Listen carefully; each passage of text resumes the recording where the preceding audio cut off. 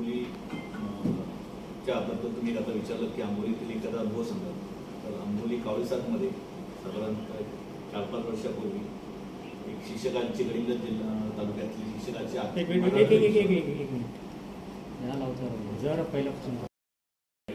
Rescue ग्रुपचा member आहे.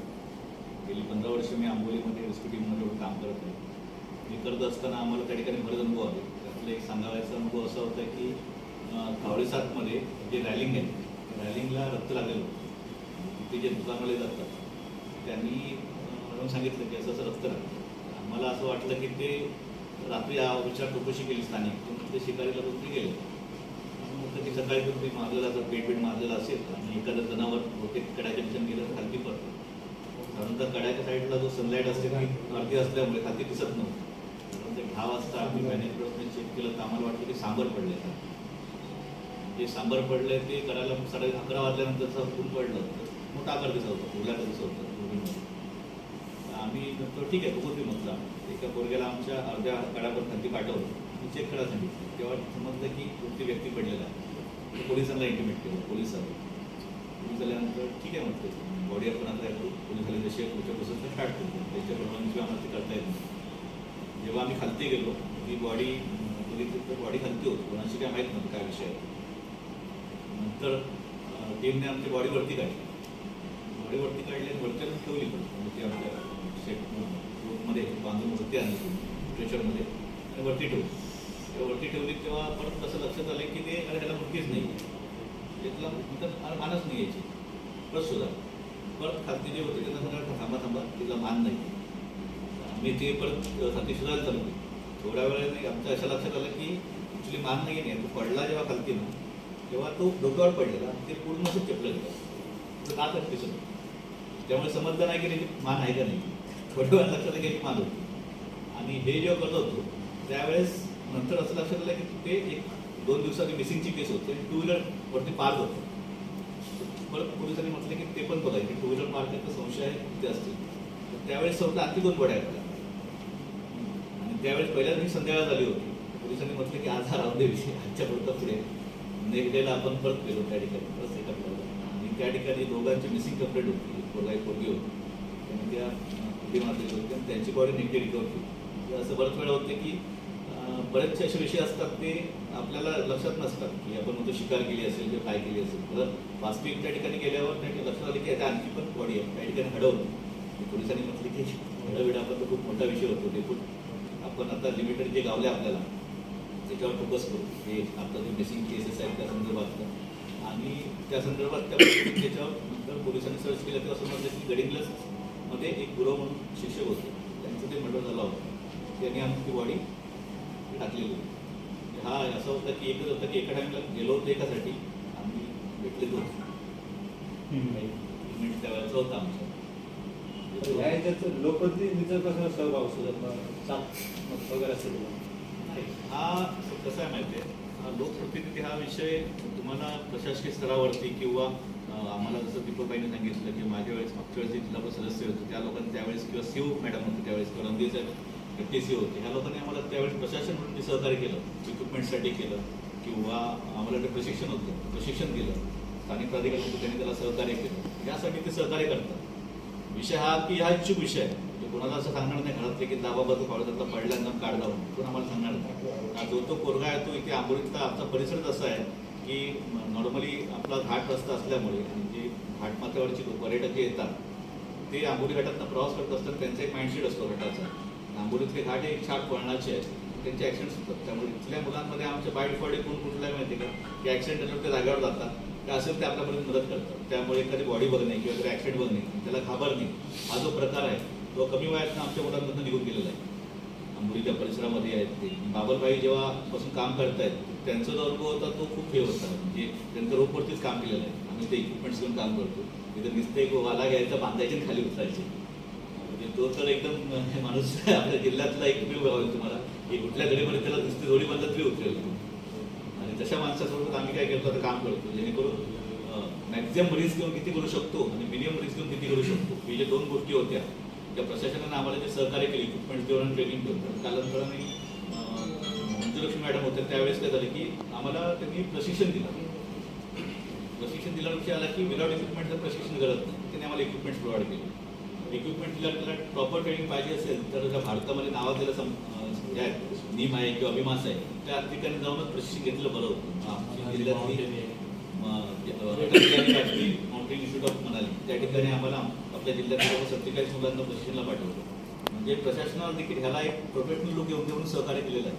त्यामुळे आज जे आपण बोलतात ना त्याला रिकव्हर करताना आमचं ॲक्सिडेंट्स होत नाही, त्याचं प्रमाण कमी झालं ना, त्याच्यासाठी आम्ही सर्वस्वी प्रशासनाचे त्यावेळेस पालकमंत्री पाहिजे सिंधुदुर्ग योजनेचे कलेक्टर मॅडमचे सीओ मॅडमचे आभारी होते.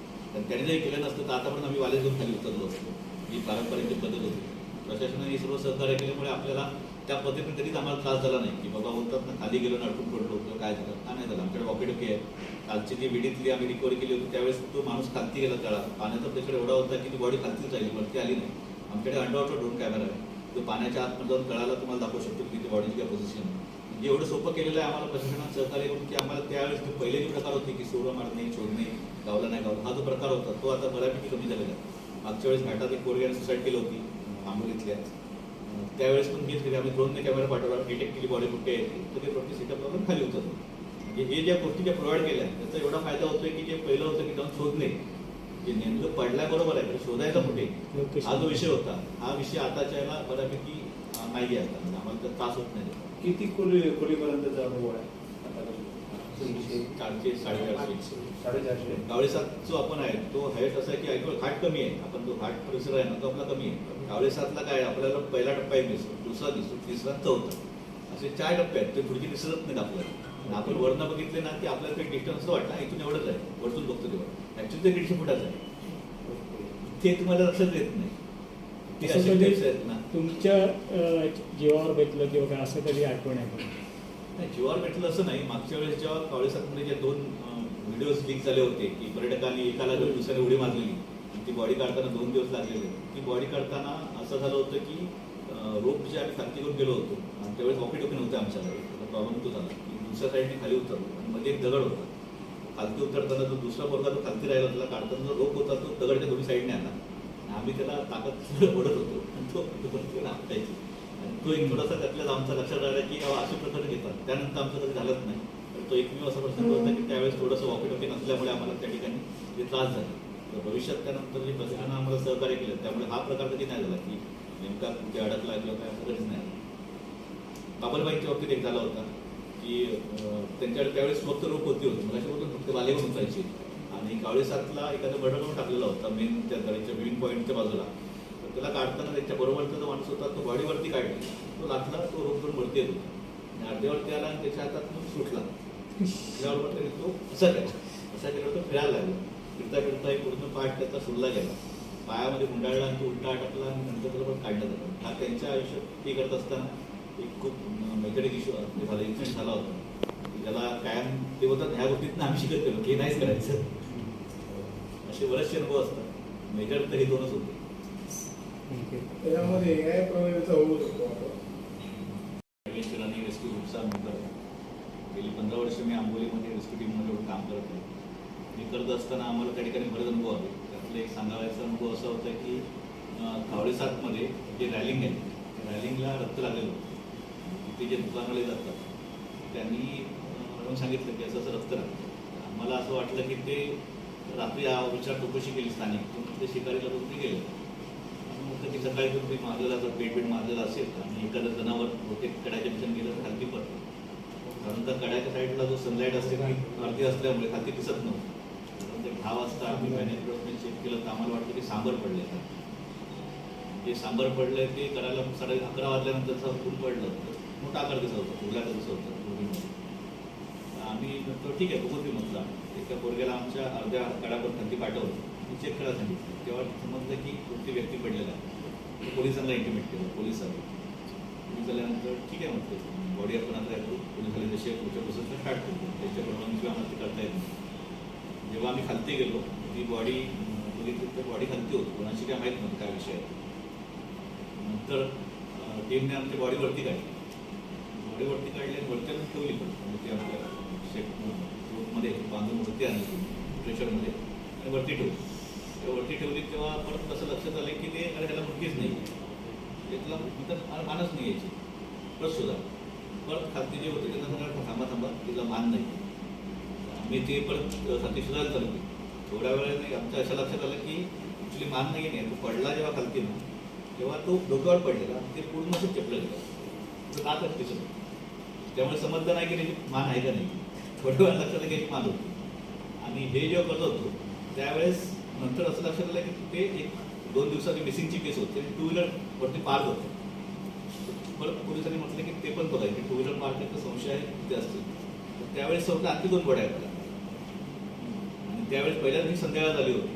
पोलिसांनी म्हटलं की आज हा राहून दे विषय आजच्या पुरता पुढे.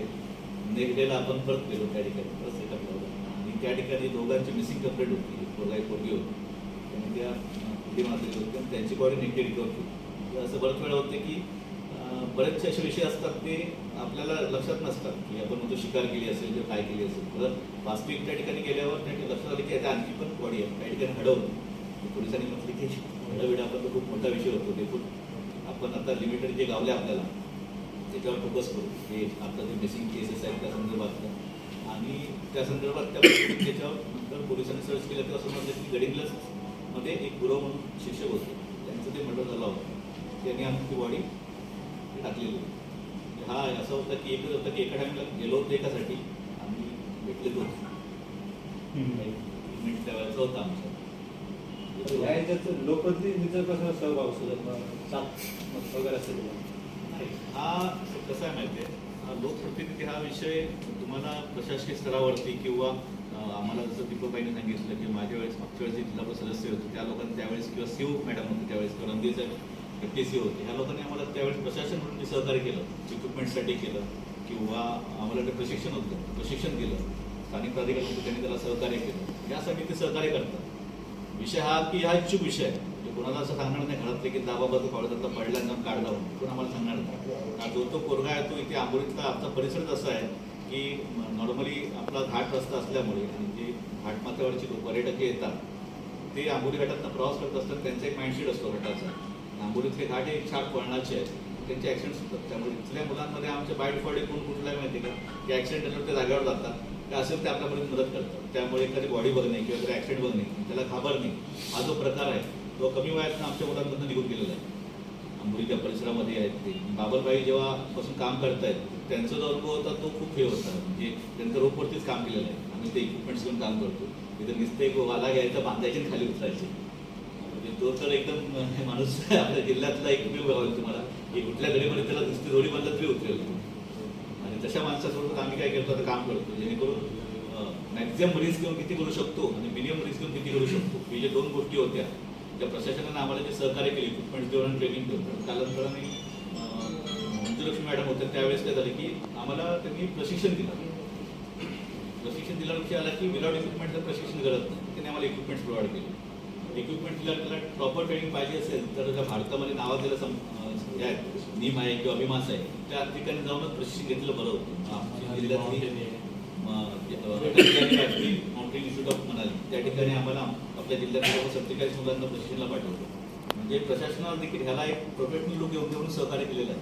त्यामुळे आज जे आपण बोलतात ना त्याला रिकवर करताना आमचं ॲक्सिडेंट्स होत नाहीत त्याचं प्रमाण कमी झालं ना त्याच्यासाठी आम्ही सर्वस्वी प्रशासनाचे त्यावेळेस पालकमंत्री दीपकबाईचे सिंधुरत्न योजनेचे कलेक्टर मॅडमचे सीओ मॅडमचे आभारी होते. आणि त्यांनी जरी केलं नसतं तर आतापर्यंत आम्ही वाले जाऊन खाली उतरलो असतो. ही पारंपरिक पद्धत होती. प्रशासनाने सर्व सहकार्य केल्यामुळे आपल्याला त्या पद्धतीने तरीच आम्हाला त्रास झाला नाही की बाबा बोलतात ना खाली गेलो अडकून पडलो किंवा काय झालं का नाही झालं. आमच्याकडे वॉकेटोकी आहे. कालची जी विडीतली आम्ही रिकव्हरी केली होती त्यावेळेस तो माणूस खालती गेला तळा. पाण्याचा प्रेशर एवढा होता की ती बॉडी खालतीच राहिली वरती आली नाही. आमच्याकडे अंडरवॉटर ड्रोन कॅमेरा आहे. तो पाण्याच्या आतमध्ये जाऊन तळाला तुम्हाला दाखवू शकतो की ती बॉडीची काय पोझिशन आहे. म्हणजे एवढं सोपं केलेलं आहे आम्हाला प्रशासनात सहकार्य करून की आम्हाला त्यावेळेस जो पहिले जे प्रकार होते की सोडा मारणे सोडणे गावला नाही गावला हा जो प्रकार होता तो आता बऱ्यापैकी कमी झालेला आहे. मागच्या वेळेस घाटात एक पोरग्याने सुसाईड केली होती आंबोलीतल्या त्यावेळेस पण घेतली आम्ही ड्रोनने कॅमेरा पाठवला डिटेक्ट केली बॉडी कुठे येते तर ते रोटी सेटअप लावून खाली उतरतो. म्हणजे हे ज्या गोष्टी ज्या प्रोव्हाइड केल्या त्याचा एवढा फायदा होतोय की जे पहिलं होतं की जाऊन शोधणे जे नेमकं पडल्याबरोबर आहे शोधायचा कुठे हा जो विषय होता हा विषय आताच्या याला बऱ्यापैकी नाही आहे. आता म्हणजे आम्हाला तर त्रास होत नाही. किती खोलीपर्यंतचा अनुभव आहे? 400 450 450 गावडेसात जो आपण आहे तो हाईट असा आहे की ऐकून घाट कमी आहे. आपण जो घाट परिसर आहे ना तो आपला कमी आहे. गावडेसातला काय आपल्याला पहिला टप्पा एक दिसतो दुसरा दिसतो तिसरा चौथा असे 4 टप्पे आहेत ते पुढची दिसत नाहीत आपल्याला. आपण वरनं बघितले ना की आपल्याला काही डिस्टन्स वाटतं इथून एवढंच आहे, वरतून बघतो तेव्हा ऍक्च्युली ते 150 फुटाचं आहे. ते तुम्हाला लक्षात येत नाही. ते असं असे कधी tips आहेत ना. तुमच्या जीवावर बेतलं किंवा काय असं कधी आठवण आहे का? नाही, जीवावर भेटलं असं नाही. मागच्या वेळेस जेव्हा कावळेसातमध्ये जे 2 व्हिडिओज लीक झाले होते की पर्यटकांनी एकाला जर दुसऱ्याने उडी मारलेली, ती बॉडी काढताना 2 दिवस लागलेले. ती बॉडी काढताना असं झालं होतं की रोप जे आम्ही खालती करून गेलो होतो आणि त्यावेळेस वॉकी टोकी नव्हते आमच्याकडे. प्रॉब्लेम तो झाला की दुसऱ्या साईडने खाली उतरलो आणि मध्ये एक दगड होता. खालती उतरताना जो दुसरा पोरगा जो खालती राहिला त्याला काढताना जो रोप होता तो दगडच्या दोन्ही साईडने आला. आम्ही त्याला ताकद ओढत होतो आणि तो त्याला आपटायची. आणि तो एक थोडासा त्यातल्याच आमचा लक्षात राहिला की अशा प्रकारे घेतात. त्यानंतर आमचं कधी झालंच नाही. तर तो एकमेव असा प्रसंग होता की त्यावेळेस थोडंसं वॉकी टोकी नसल्यामुळे आम्हाला त्या ठिकाणी ते त्रास झाला. तर भविष्यात त्यानंतर जे प्रशासनानं आम्हाला सहकार्य केलं त्यामुळे हा प्रकार कधी नाही झाला की नेमका कुठे अडकला किंवा काय असं कधीच नाही. बाबलबाईंच्या बाबतीत एक झाला होता की त्यांच्याकडे त्यावेळेस फक्त रोप होती मगाशी फक्त वालेवर उंचायची आणि कावळेसातला एखादा बर्डर करून टाकलेला होता मेन त्या गडीच्या मेन पॉईंटच्या बाजूला. तर त्याला काढताना त्याच्या बरोबरचा जो माणूस होता तो बॉडीवरती काढला, तो लाटला, तो रोप करून वरती येत होता आणि अर्ध्यावरती आला आणि त्याच्या हातात सुटला. त्याच्याबरोबर त्याने तो असा केला तो फिरायला लागला. फिरता फिरता एक पूर्ण पाठ त्याचा सुरला गेला, पायामध्ये गुंडाळला आणि तो उलटा अटकला आणि नंतर त्याला पण काढलं जातं. हा त्यांच्या आयुष्यात ते करत असताना एक खूप मेकॅनिक इश्यू मला इन्सिडेंट झाला होता. त्याला कायम ते होतात ह्या गोष्टीतनं आम्ही शिकत गेलो की नाहीच करायचं. असे बरेचसे अनुभव असतात. मेजर तर हे 2च होते. त्याच्यामध्ये AI प्रणालीचा होऊ शकतो आता. आम्हाला म्हणजे 2016 ते 17 मध्ये आम्हाला मनालीला ट्रेनिंग दिलं होतं 40 लोकांना सिंधुदुर्गमध्ये. त्याच्यात आम्ही होतो आणि त्यानंतर ग्रामपंचायत सर्वे आम्हाला वैद्यकीय असताना आम्हाला साहित्य मिळालं होतं आणि आता आम्हाला 1-2 वर्षापूर्वी एक अराउंड 68 लॅक्सचं साहित्य, तसंच रेस्क्यू कॅम्पर व्हॅन, तसेच बोट आणि अंडर वॉटर कॅमेरा व ड्रोन पण भेटला आहे. असं एक अराउंड 68 लॅखपर्यंत सामान आम्हाला सिंधुरत्न योजनेमधून भेटलेलं आहे. हे जे काम तुम्ही करताय रेस्क्यूचं, ते साधारण किती वर्ष करताय आणि आतापर्यंत तुमचा अनुभव काय? आम्ही जवळपास बाबालाल मॅडमनाच 30-35 वर्ष आली आणि आम्हाला जवळपास 25 वर्ष लागली हे काम करताना. आणि आम्ही तरी परत वगैरे उतरताना पहिला आम्हाला ट्रेनिंग नव्हतं. त्यानंतर हे ट्रेनिंग भेटल्यानंतर साहित्य भेटलं, त्याच्यामुळे आम्हाला 50% सेफ्टी फील होत आहे. कारण हे सगळे जे साहित्य दिलं आहे गव्हर्नमेंटने ते पण आम्हाला चांगल्या क्वालिटीचं दिल्यामुळे आणि प्रशिक्षण असल्यामुळे आम्हाला खूप कमी मेहनत लागते आम्हाला रेस्क्यू करताना आणि सिक्युअर पण वाटते. फक्त आता काय आहे, आम्हाला फक्त हे रेस्क्यू करताना आम्हाला इजा झाली तर आम्हाला LIC किंवा इन्शुरन्सचं हे गव्हर्नमेंटने जर केलेलं आणि ID कार्ड दिलेले तर आम्हाला जरा चांगलं हे झालं असतं. म्हणून एवढीच आम्हाला गव्हर्नमेंटकडे आमची मागणी आहे की आम्हाला ID कार्ड लवकरात लवकर द्यावे, तसंच इन्शुरन्स आमचा काढावा आमच्याकडून. तुम्ही रेस्क्यू करता जे पर्यटक किंवा अतिउत्साही पर्यटक जे असतात तर त्यांना या सुरक्षित पर्यटन कसं करावं काय सांगाल? सुरक्षित पर्यटन म्हणजे आम्ही आता गेल्या महिन्याभराच्या अगोदर विरळी धरणामध्ये एक युवक उडाला. ते अतिउत्साही पर्यटक किंवा ड्रिंक वगैरे करून किंवा नशा करून जे पर्यटक येतात हेच पर्यटक अतिउत्साही असल्यामुळे खोलदरीत पडतात. 300-300 फूट खोलदरीत कावळे शेतमध्ये तुम्ही लास्टाचा व्हिडिओ बघितला. म्हणजे मस्ती करताना जे युवक पडले ते पडून जातात, त्याच्या पाठीमागे त्याचं कुटुंब असतं आणि युवक हे जवळपास 20 ते 30 वर्षातले नसतात, म्हणजे कुटुंबाचा आधार असतात. त्यांनी अतिउत्साहीपणा करून म्हणजे मजा घ्यायची, आनंद लुटायचा असेल तर त्यांना कुटुंबाला पण त्यांच्या पाठीमागे आधार राहत नाही. माझं एवढंच सांगणं आहे की पर्यटकांनी अतिउत्साहीपणा करावा पण ते सुरक्षित ठिकाणी करावा. म्हणजे डोंगरकडे किंवा नद्याकडे अतिशहाणपणाने अतिउत्साह करू नये. त्याच्यामुळे आम्हाला पण त्रास होतो. 300-300 फूट खोल दरीत उतरताना पण आम्हाला भरपूर धोके असतात. आम्हाला एका दोरीवर किंवा 2 दोरीवर त्या सेफ्टी आहेत म्हणून ठीक आहे, पण अपघात हा कधी पण घडू शकतो. कुठेतरी दोरी घासून किंवा काय होईल. आता ते हे पर्यटक जातात ते जातात, पण आम्हाला भरपूर त्रास होतो. आता 2-2 दिवस आम्ही ते ऑपरेशन करतो काढताना आम्हाला पण त्या गोष्टीचा त्रास होतो. त्यामुळे मी पर्यटकांना सांगू इच्छितो की तुम्ही पर्यटनाचा आनंद घेताना, निसर्गाचा आनंद घेताना सांभाळून आपल्या घरची जबाबदारी आपल्या पाठीमागे आहे हे लक्षात ठेवूनच घ्या.